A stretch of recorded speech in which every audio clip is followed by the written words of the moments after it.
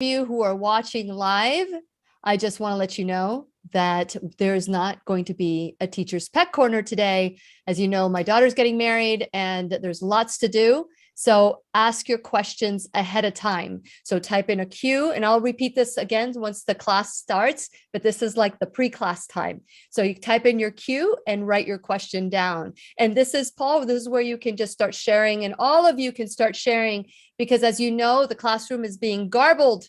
It's being garbled, and the information that we're sharing is empowering and freeing. And so just make sure that you do your part. This is how you can help the classroom grow, is by sharing all the information that we are going to be talking about today, tomorrow, and as long as we have a platform. So I'm going to go ahead and start the record button before, and I want to make sure that we are live here.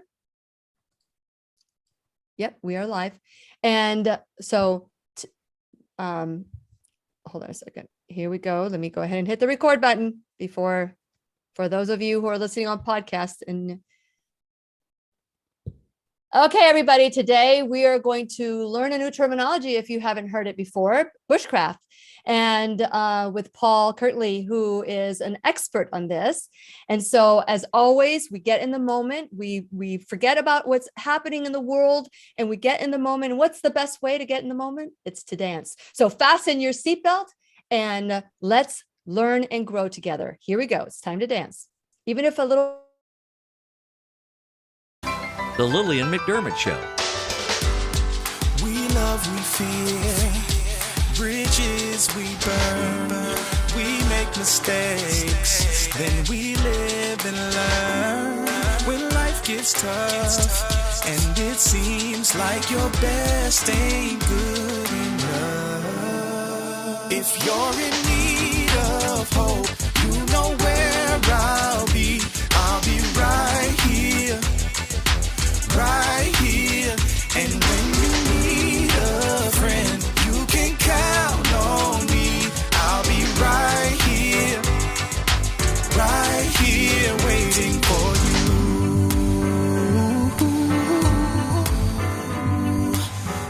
you. This is the place you can always turn to when you need a friend. The Lily and Mcdermott Show. To reach out to Lillian, visit her on the web at whenyouneedafriend.com. Now let's all learn together. Here's Lillian Mcdermott. Hello, my listening and viewing friend. It's so nice we can meet each other on the air on this beautiful, best day ever. And for those of you who are tuning into the classroom for the first time, please know I've been waiting for you. This is a safe place where you can go to when you need a friend. It is my commitment to provide natural ways to heal, and it is my mission to make awareness, responsibility, and truth a part of our everyday life. And I hope you, my listening, as well as my viewing friend, will feel empowered to embrace a new truth and live the life of your dreams. Now, as you know, the classroom, the Lily Mcdermott Radio Show classroom, has been all about staying above fear, staying beyond, going beyond it. And even if there's fear, doing it anyway, because once you go outside your comfort zone, you begin to live. And so as I'm looking at preparing for our future, or uncertain future that we all feel at one point or another, how can we develop less dependence on the government and more sustainability, more ways to grow our own food, survive in the wilderness? How do you drink water when you don't have, the faucet running out with pure clean water? What do you do? And so these are things that maybe generations past, our parents taught, our great-great-grandparents taught their children, and all of a sudden we've lost these skills. So it's time to learn new skills. And along the way, I learned a terminology called bushcraft. And of course, Jason Stevenson, my friend in Australia, has used that terminology before when we were in conversation. So I knew a little bit about it. But then I met Paul Kirtley through a video, and I thought, oh, this is great. Now maybe we could get some people to come into the classroom and teach us from their experience so that we don't have to reinvent the wheel. So Paul is here from England, from London, England, beautiful London, England. And we're going to have a conversation of what it's like to be able to not just survive, but thrive in the wilderness. And since it is our sole purpose in life to give and receive love and knowledge, I am grateful that Paul Kirtley is here to do just that. Welcome, Paul, to the classroom. Thank you, Lillian. And first of all, just to say thank you for inviting me onto your show, inviting me into the classroom. And I'm here to share what I can in the time that we have together. So yeah, I'm happy to answer questions, go down particular routes of inquiry. Happy to share what I can to the best of my knowledge in the time that we have. So great to be here, and hello to all of your viewers and listeners. Thank you. Thank you. Thank you. No, this is really exciting because I've been watching you guys. I've been watching your videos and I've learned some great things, but I feel that, today we're just beginners. I'm just a beginner. And so the people that follow the classroom or that are students, enrolled students in the classroom, we are growing together. And some of the person that started this show, for example, 11 years ago, is not the person who's talking to you today, because we've learned so many different things. And I'm sure that you feel the same way as to when you first started your journey. So share a little bit about your background and what led you to this new passion. Yeah, well, you say I'm in London, and I am in London today. I spend some time in London, and it's great for doing this type of thing where you need a good fast internet connection and all of those things. But my passion really is for being in the outdoors and being out in nature, away from large conurbations. And I grew up in the countryside, what we would call the countryside in the UK, out in a really small village. I literally didn't live in a city until I went to university when I was 18. So that was kind of the start of my relationship with nature and the natural world. I grew up in a pretty rural area, and my parents moved a few times. And so I was in beautiful North Wales for a while. We had a forest right up behind where we lived. I used to, from the age of 5, used to go and play up in that forest. And there was just a familiarity there that came. My parents were keen on nature. They were keen hikers. They loved to garden as well. So I started to learn a little bit about plants when I was young, just because I was surrounded by that kind of thing. And this was also in the 70s. So, there was that little bit of maybe slightly hippie-ish, but, making wines from what you could pick from the garden and those sort of things, which, as you say, over the years, they've kind of gone away.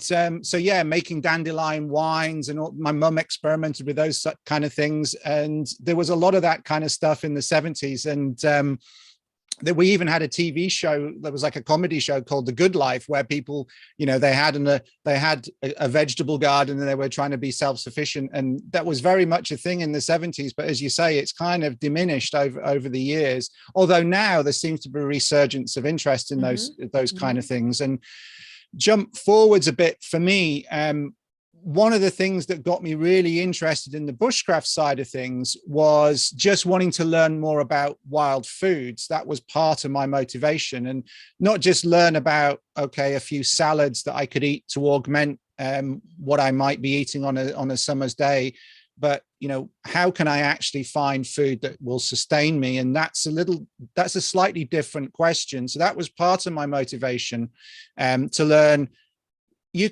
One end of the spectrum, you might consider that survival, but in a lot of ways, what people consider survival skills sort of sit within bushcraft skills. Certainly there's a massive overlap.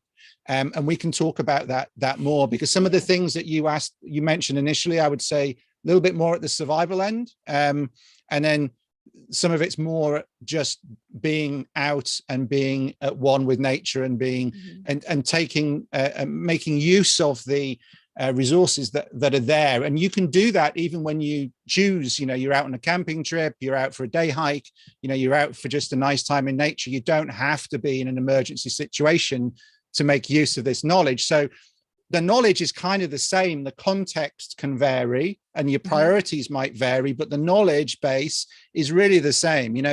What will sustain you when you really need it versus when you just feel like that's what you want to eat because you feel like eating that, the knowledge is the same. All right. If it's out there in nature. So then it's just really thinking about the context in which you might want to use it and what you might want to prepare for. So food's an important one. Fire is another important one. If you think about our kind of needs, The famous Maslow's hierarchy of needs.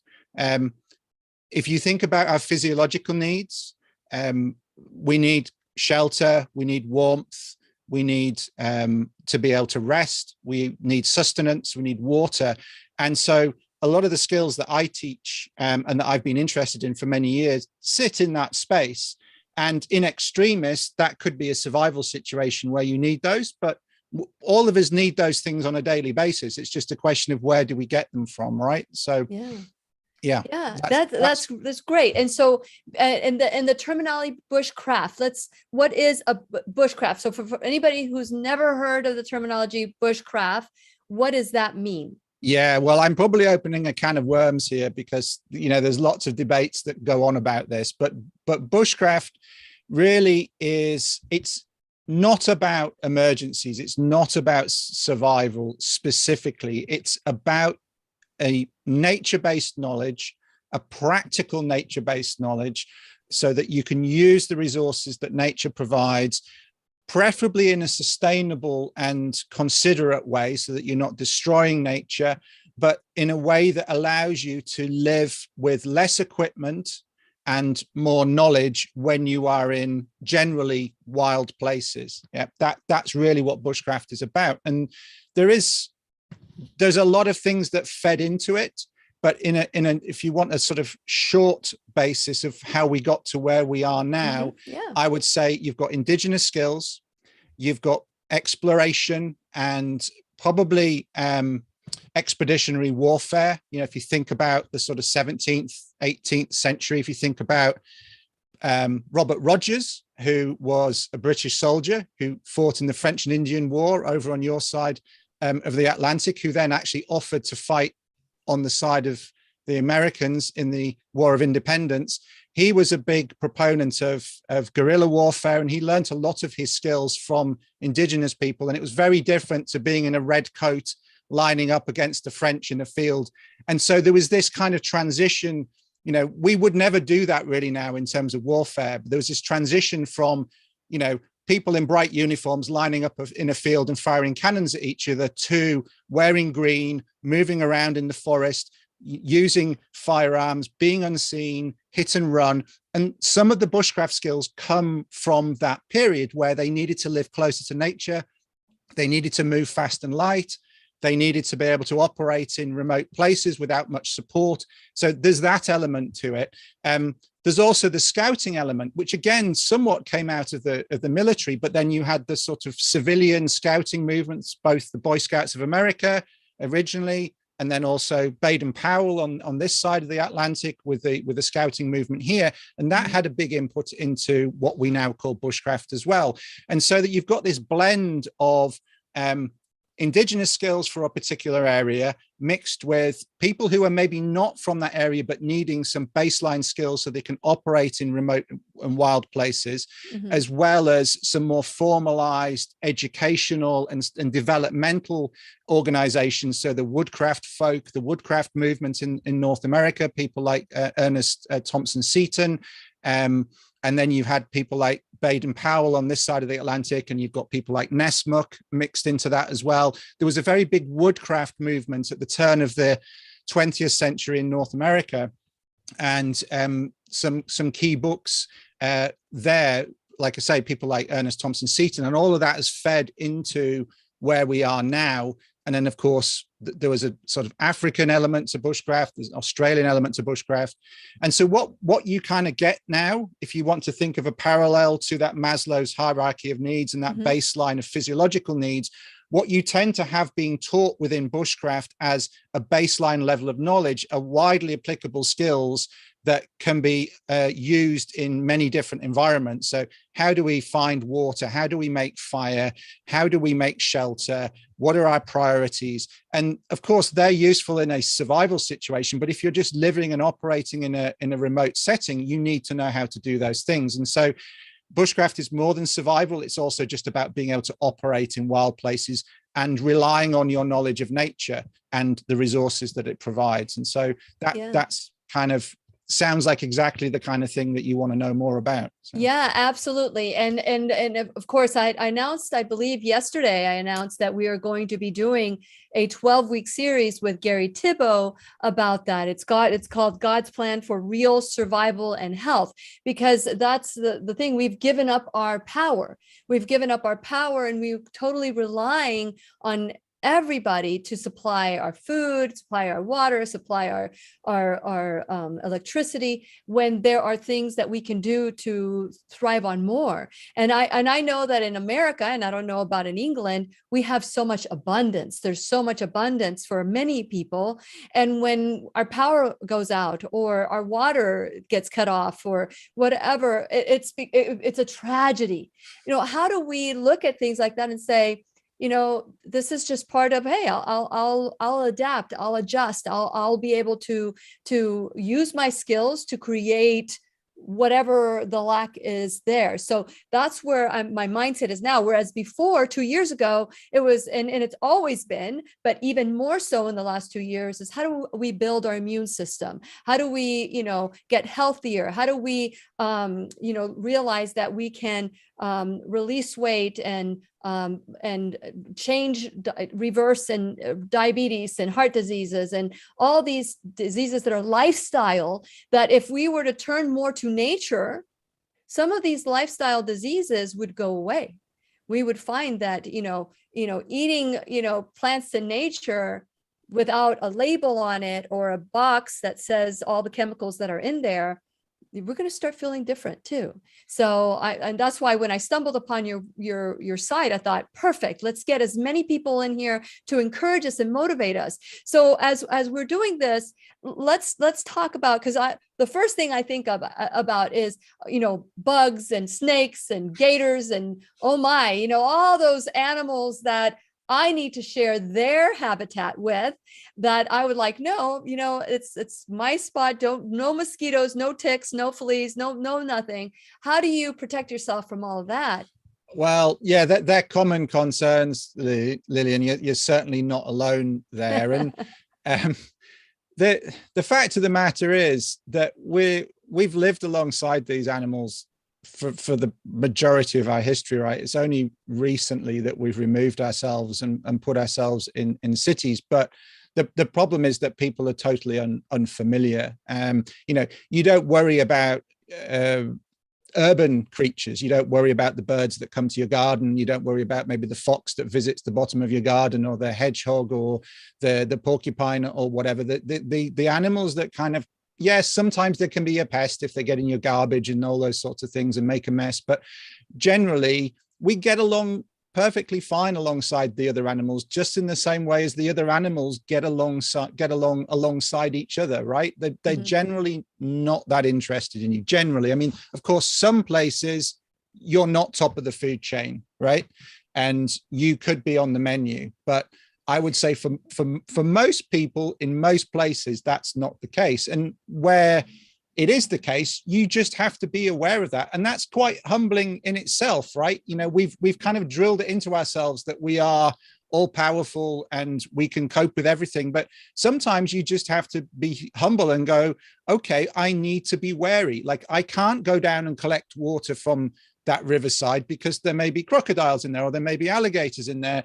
Or, I need to be careful about rooting around for firewood because I know there are snakes in this type of habitat. And so maybe I need to wear some leather gloves. Maybe I just need to be more present and mindful about what it is that I'm doing so that I'm more aware of my surroundings. Because again, I think a lot of people that are used to absent-mindedly wandering around town, they go into the woods, and the consequences of being absent-minded in a natural environment are possibly greater. Of course, you don't want to be jaywalking across the highway in town, but equally, there are hazards that you need to be aware of when you're out away from that man-made environment. It's just that we're not familiar with them. So tuning in a little bit and just being present and being fully aware of what's around you is a good start.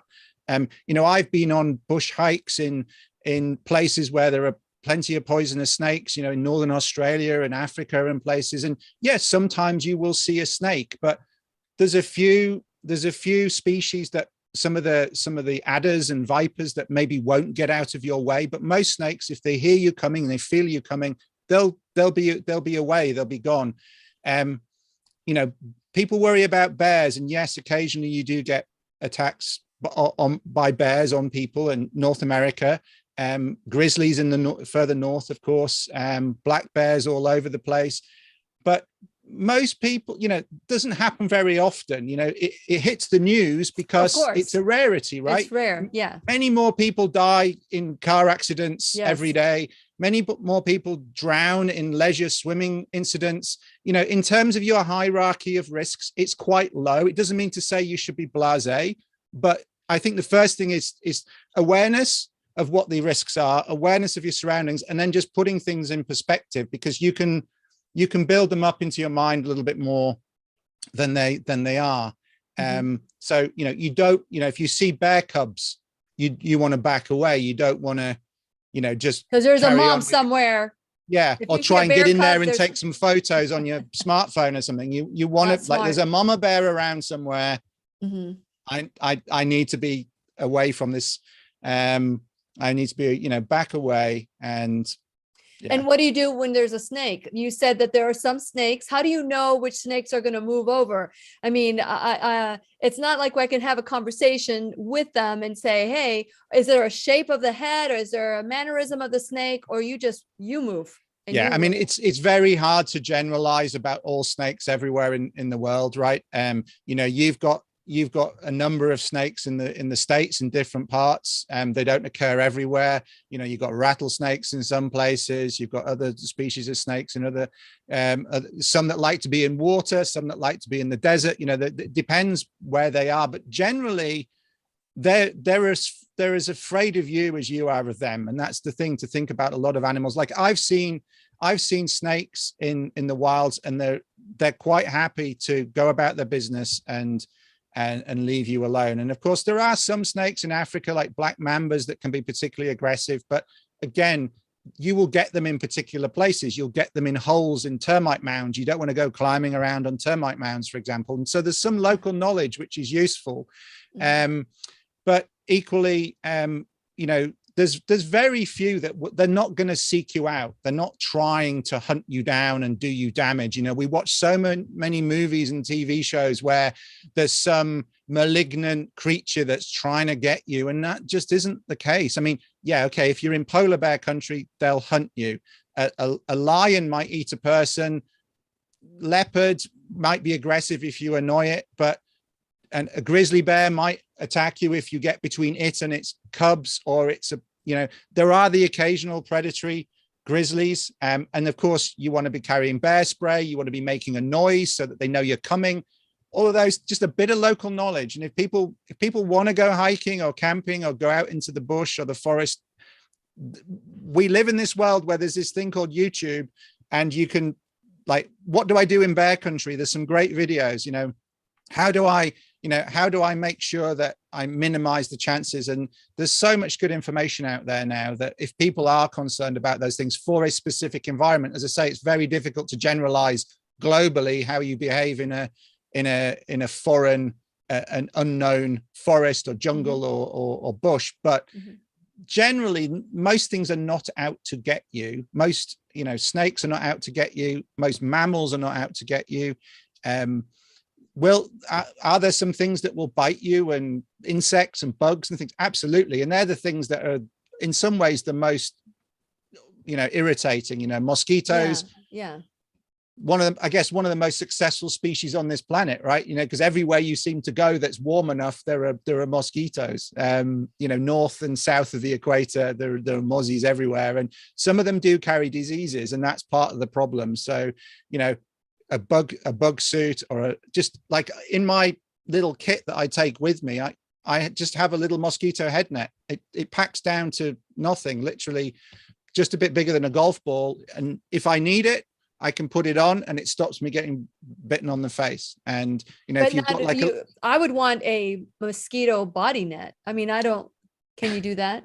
Yeah, you can. Yeah. Like, I'm just thinking if you're wearing a jacket already, right, or a shirt, then just having a mozzie head net makes a big difference. Okay. You can put that over a hat. Like if you've got like a boonie type hat, you put the mozzie and it keeps it away from your face so you can't get bitten through the net. That's useful. There is a Canadian company. I've got no connection with any company I might mention. I've got no connection with the original Bug Suit company, it's called, and they make like a kind of lightweight smock with mosquito netting panels in it, so like a zipped hood.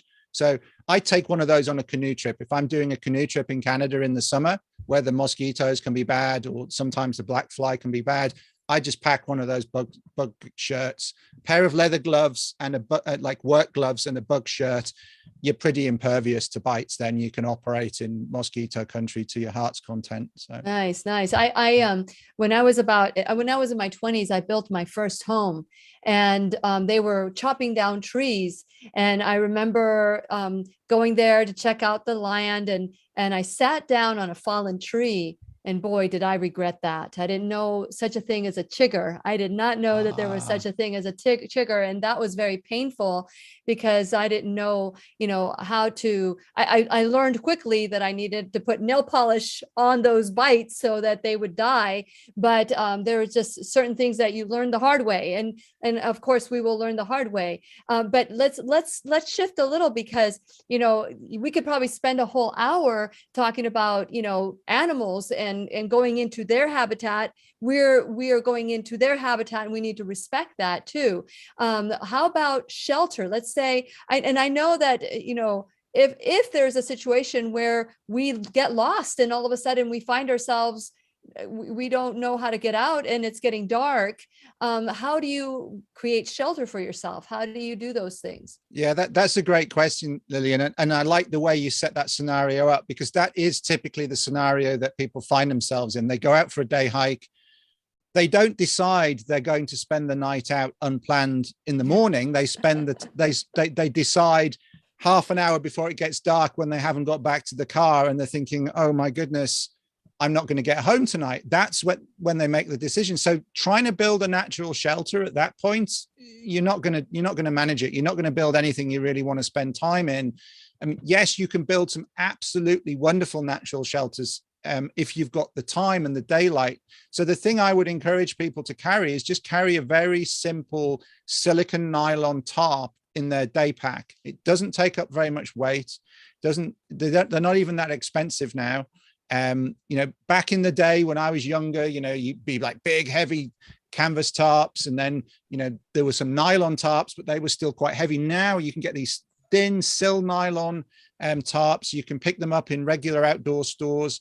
A lot of them unbranded, just own branded. And there's a range of them, different sizes, but that allows you to put a shelter up really quickly. If you're in a wooded environment, a forest environment, a bush environment, that's what I would be carrying with me, because I can make a roof over my head. I can make a lean-to. I can put it a bit higher, and I can have a fire underneath.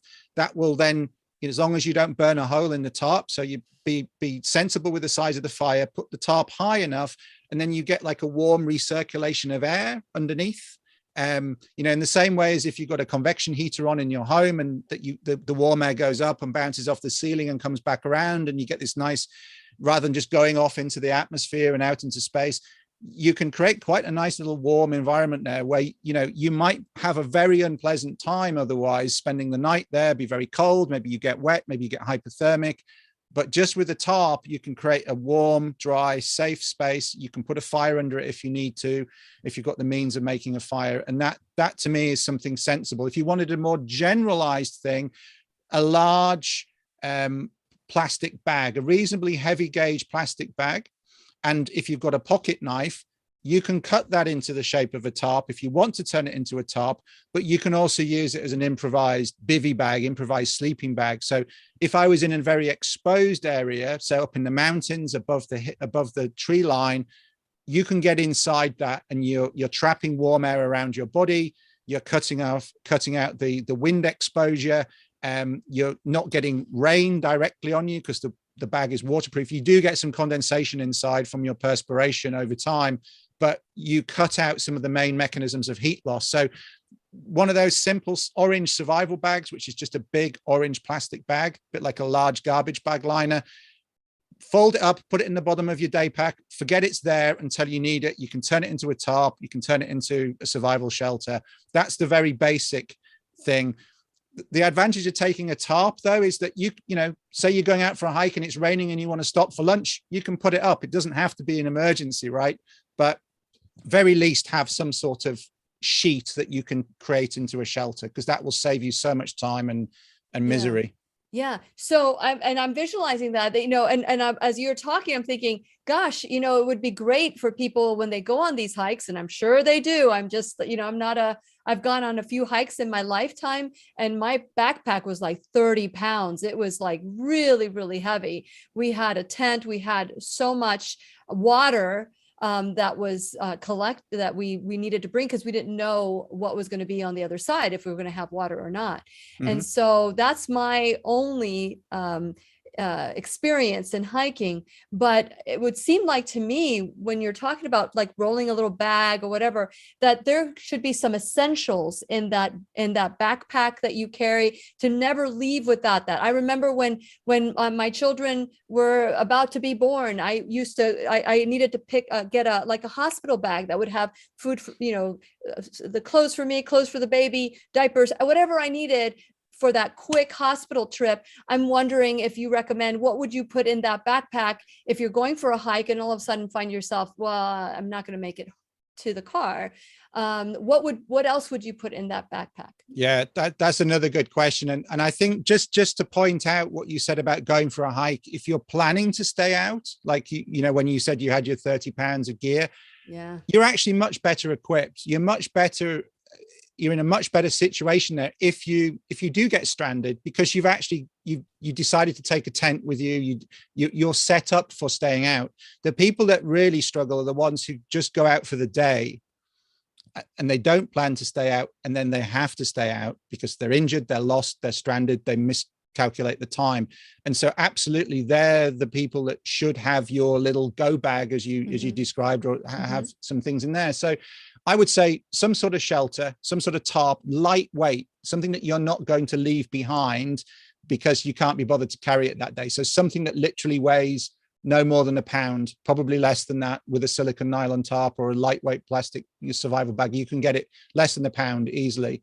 You need depending on the type of environment that you're operating in, if there's any chance of it raining, you need a good, rain jacket, because one of the biggest causes of people having difficulty in the outdoors in most parts of the world is hypothermia. And one of the biggest causes of hypothermia is getting wet. And mostly that's rain. All right. So if you think it's going to be a nice day and you go out and you get rained on, you can succumb to hypothermia in relatively short order. So unless it's very hot and tropical, where the temperature really isn't going to come down below, about 20 degrees, you probably want a rain jacket in there if there's any chance of it raining. And again, it doesn't have to be heavy. It just stops your warm layers, or, stops you being wet, because you lose a lot of heat when you're wet, so much more than when you're dry. It's multiples and multiples and multiples. And so your body's having to generate that heat, and sometimes you just can't generate enough heat. So a good rain jacket, a lightweight warm layer. If you think about having to spend the night out unexpectedly, it could be nice and warm during the day. Like I was out in the forest doing some work over the weekend, and it's spring here, right? And the daytime air temperature is quite warm, and it's quite pleasant. And it was pretty much t-shirt weather on Sunday afternoon. But by the evening time, I had about 3 warm layers on, because the temperature had dropped right down again. And so if you only went out for the nice weather, not having a warm layer might be a problem. And particularly if you have to spend the time out. So a lightweight waterproof plus a lightweight warm layer will make a big difference. Some sort of warm hat, that can make the difference, like a full-on sweater or a jumper. Just like a warm hat is always good. Have some water with you, and probably some means to generate water. If you're in a warm environment, water becomes much more important, because you're perspiring that much more. So yeah, you might be carrying some water, but as you alluded to, it's heavy, right? in metric terms, a liter of water weighs a kilogram. So, a pint of water weighs about a pound, bit more than a pound, right? So there's only so much you can carry, and you might need to drink pints and pints and pints during a day. So otherwise you become dehydrated, your decision making is poor, etc. So some means of creating some safe drinking water, and that doesn't have to be anything complicated. There are chemical, I know we're talking about avoiding chemicals, but if we're talking about emergency situations, exactly. If you have some chlorine dioxide, that will kill Giardia, it'll kill Cryptosporidium, it'll kill all bacteria, it'll kill all viruses. So if you have some, you can buy it in small bottles, you have to mix it, or you can buy it in a solid tablet form. You could have enough in a very small package to produce, I don't know, about 120 pints of water. So way more than you would need for a couple of days, without you getting horrible digestive tract problems or diarrhea and vomiting and all those things, which again would exacerbate problems with dehydration. So some means of holding water, like a good water bottle, and some means of treating that water, so some chemical treatment. The other thing, if you were thinking that a fire might be an option, just if you take a mug for a drink, take a metal mug, because then you can boil water in it. If you have a fire, you can boil water, and boiling will again kill all the pathogenic organisms that you might find in water wherever you are in the world, right? So whether it's Giardia, Cryptosporidium, cholera, all of the bacterial problems that might cause you, digestive tract problems, viruses, it will kill all them. So if you can boil water, that's a great way of making your water safe. But failing that, having some chemical treatment again, and having a metal mug, again, you can buy titanium mugs now. When I was a young boy getting into camping, everything was super heavy. Metal mug would be like a GI Joe metal mug type thing.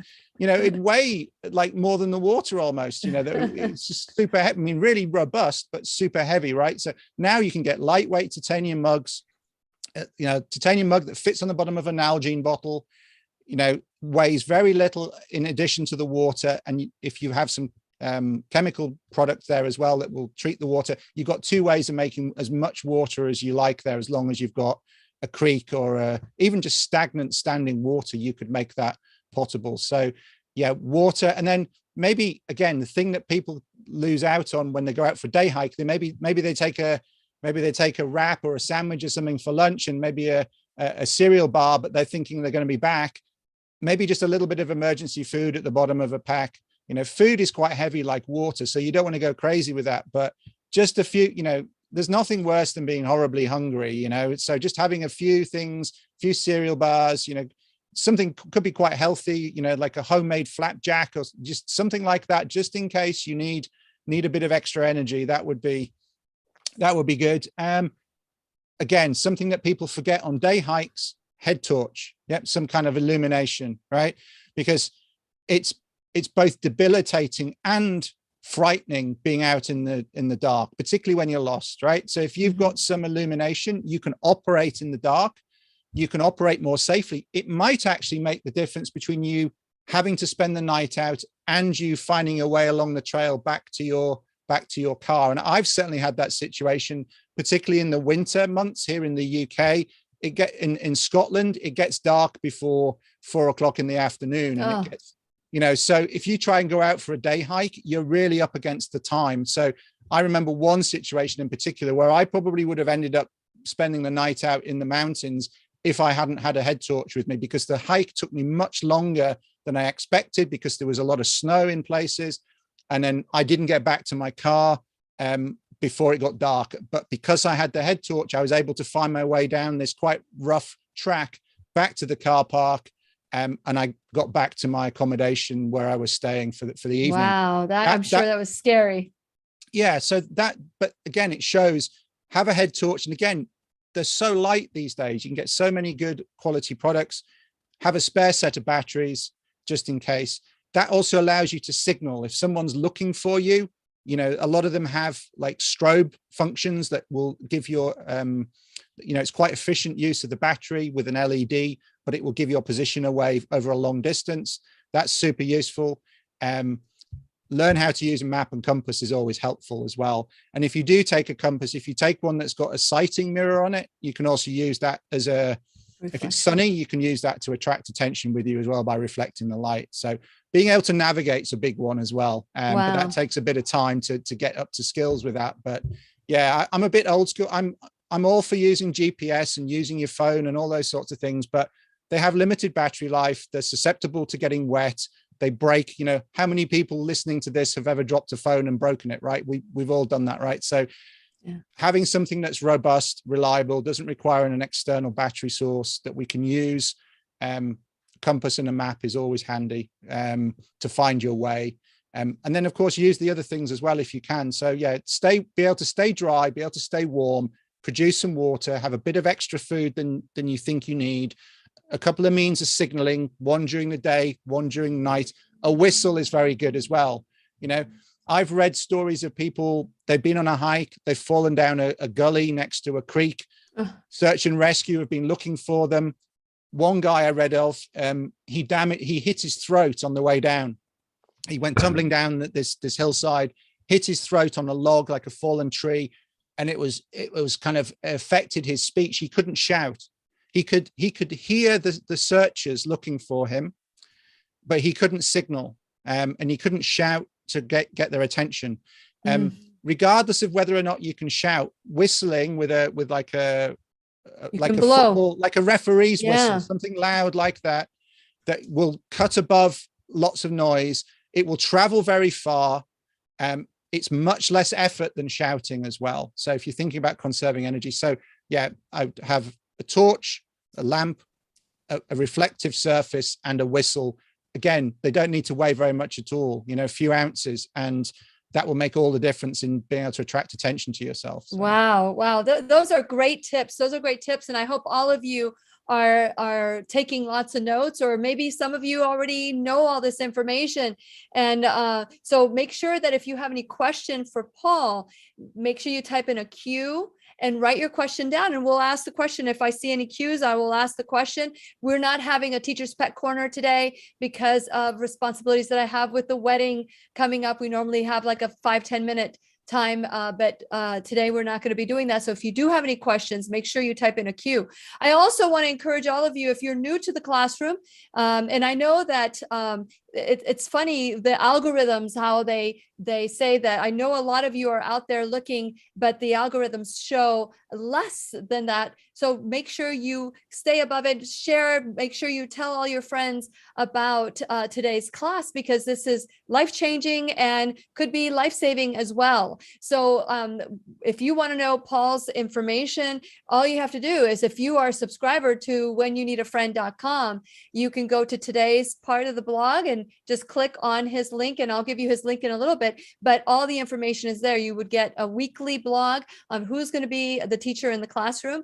And it also gives you information of, who our sponsors are and who's supporting us, and how you can go onto my little Shop Now bag and help support the classroom by purchasing items that are organic and healthy and chemical free, and that will help prolong your life and maybe even release anxiety and depression. So check out my website. While you're there, make sure you like and follow me on all social media, including BitChute and Odyssey, which we're trying to build right now because they do not censor. And so I want to encourage you to do that.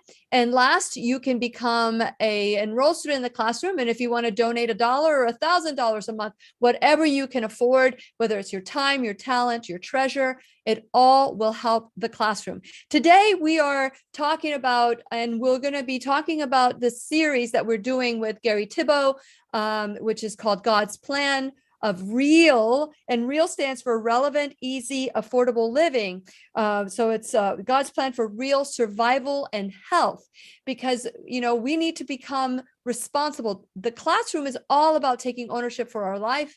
And this is a way to be able to have that common sense that if I'm going to go on a day hike, these are some of the things that I may want to take just in case I cannot make it home at the time I'm planning. And so if you want to learn more about what Paul is doing, you can go to frontierbushcraft.com, frontierbushcraft.com, or you can go to paulkirtley.co.uk.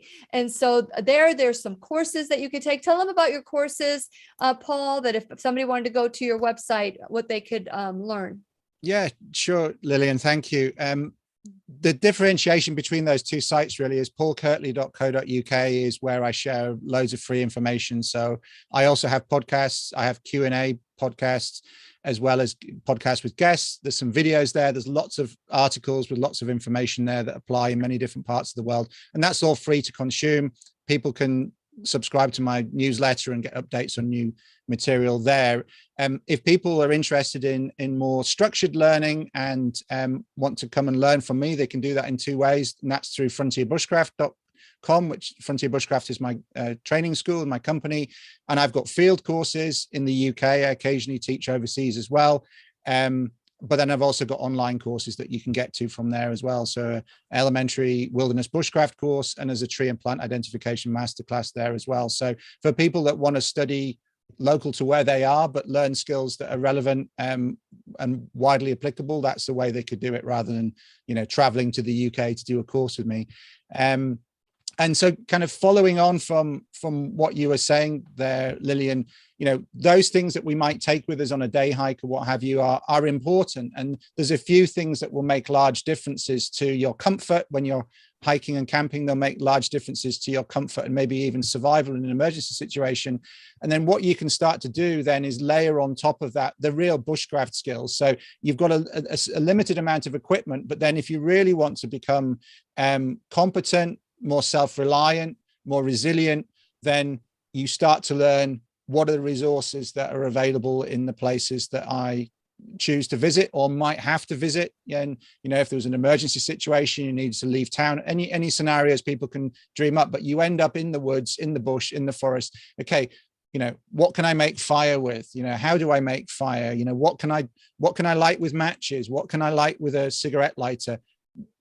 Can I learn friction fire lighting? Can I rub sticks together to make a hot pile of dust that I can then turn into a flame? What do I need to process? Maybe it's a fibrous bark. Maybe it's a fluffy seed head. What local plants and trees are there that I can then take that smoldering ember and then blow that into a flame? How do I then take that flame to a fire? That's really where the bushcraft skills start to come in. How do I make cordage?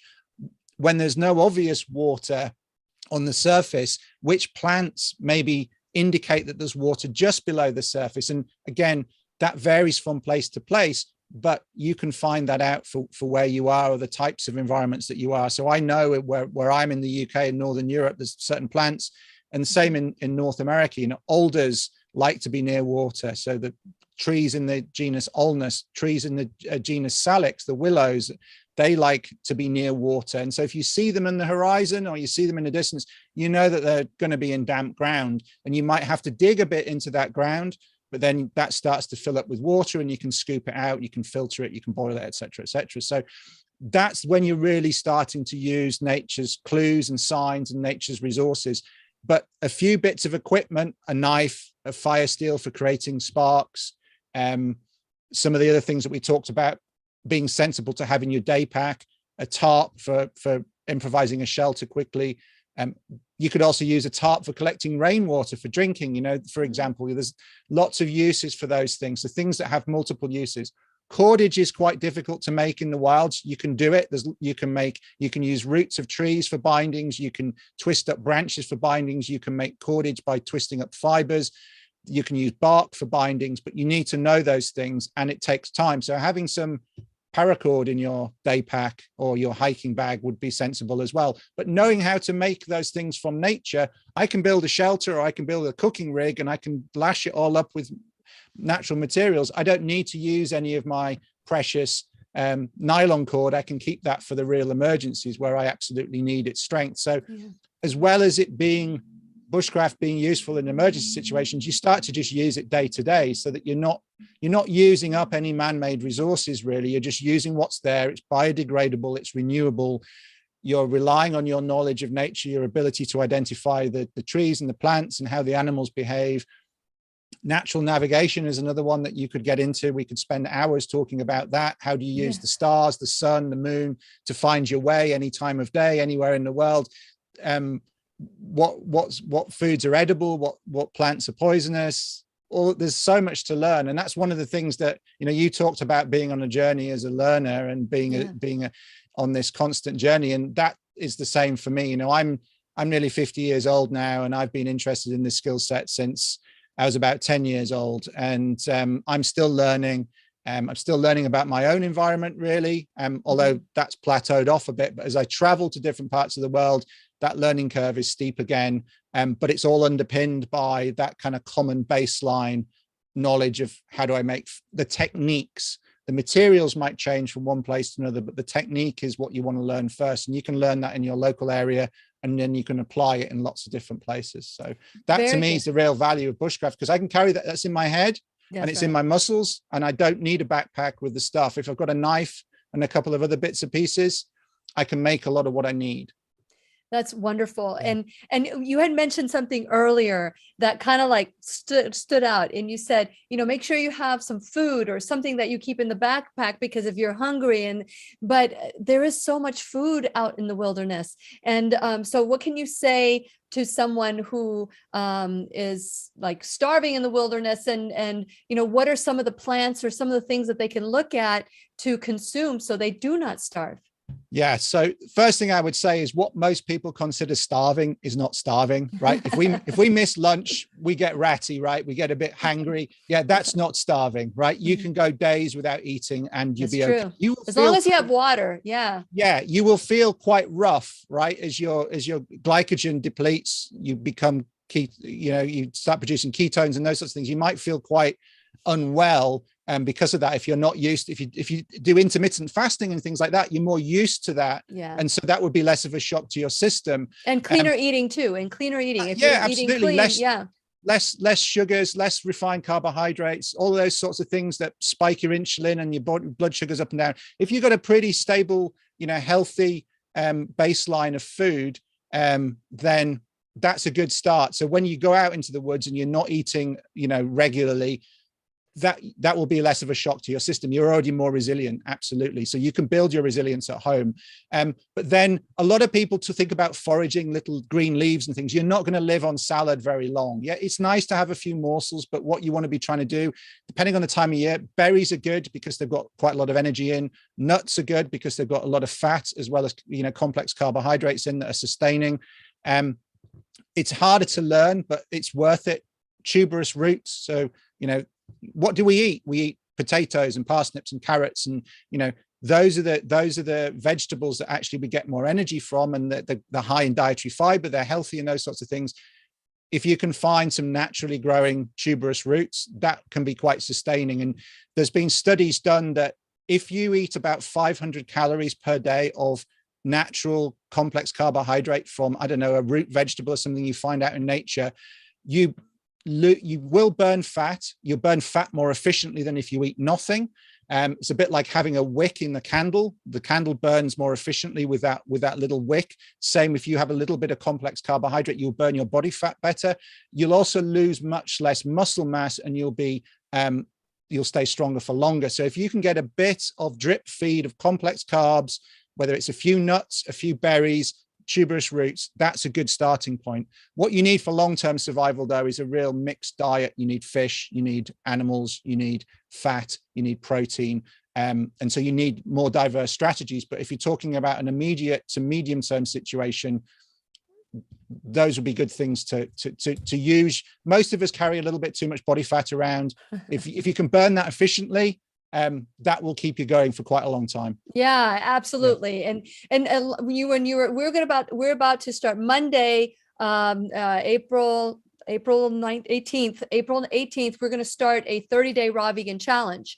And it's not that I'm encouraging people to go raw vegan, but I'm just encouraging people to increase the raw vegetables and fruits that they consume. But for the next 30 days, which is what happened to me, I started learning once I got challenged how important food is. But it's when people are hangry, it's the toxins that they're releasing from all the chemicals from the foods that they're consuming. So they can survive on their fat, but the food that they that comes into them, the healthier it is, the more that they can sustain all these harsher environments. But today, Paul, I am so grateful. I noticed that we just have about 2 minutes left.